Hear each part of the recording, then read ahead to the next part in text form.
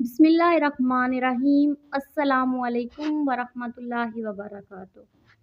बनी इसराइल में एक शख्स कफन चोर था जो मुर्दों की कब्र खोद कर उनके कफन ले लिया करता था। उसका एक हमसाया बीमार हुआ। उसको खौफ हुआ कि कहीं वो मेरा कफन भी ना ले जाए। उसने उसको बुलाया और कहा, भाई मेरा बर्ताव तुम्हारे साथ कैसा रहा? उसने जवाब दिया कि आप मेरे नेक हमसाया हैं। तब उसने कहा, मेरी एक हाजत है। उसने कहा, फरमाइए, आपकी हाजत ज़रूर पूरी होगी।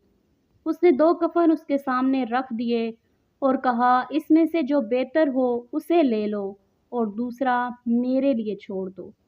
और जब मैं इस कफन में दफन कर दिया जाऊं तो मेरी कब्र मत खोदना और मुझे उरियान मत करना।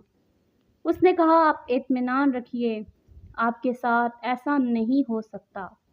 मर्द बीमार ने इसरार करके एक कफन उसको दे दिया जो बेहतर था।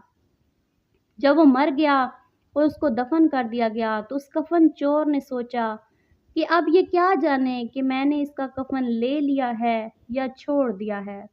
आखिर उसकी कब्र पर आकर उसको खोदना चाहा। नागहां एक आवाज़ सुनी, कोई कहता है कि कब्र मत खोदो। ये सुनकर वो डरा और वापस चला गया और अपने लड़कों को जमा करके कहा, मैं तुम्हारे लिए कैसा बाप हूँ? वो बोले, निहायत मेहरबान। तो कहा, मैं तुमसे एक ख्वाहिश रखता हूँ। पूछा, वो क्या? जो कुछ कहें हम उसकी तामील करेंगे। उसने कहा, जब मैं मर जाऊं तो मुझको जला देना। जब मैं जल जाऊं मेरी हड्डियों को चूर करके जब तेज़ और सख्त हवा चले तो उसमें से निस्फ सहरा की जानिब और बाकी निस्फ दरिया की तरफ उड़ा देना।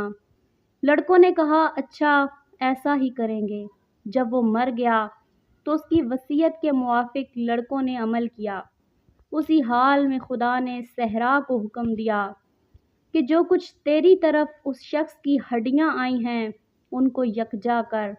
इसी तरह दरिया को हुक्म दिया कि जो कुछ तुझ में है उसकी हड्डियां जमा कर, और उसको जिंदा करके खड़ा किया और पूछा कि किस सबब से तूने ऐसी वसीयत की थी।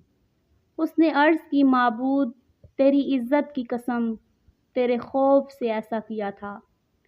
फरमाया, अच्छा अगर मेरे खौफ से ऐसा किया है तो तेरे दावेदारों को मैं रोज़े क़यामत राज़ी करूँगा और तेरे खौफ को अमन से बदल दूँगा और तेरे गुनाहों को बख्श दूँगा। सुभान अल्लाह। अगर आज का वाक़या आपको पसंद आया हो तो मेरी वीडियो को लाइक, चैनल को सब्सक्राइब कर दीजिएगा। मिलते हैं अगली कहानी, अगले किस्से के साथ। अल्लाह हाफ़िज़।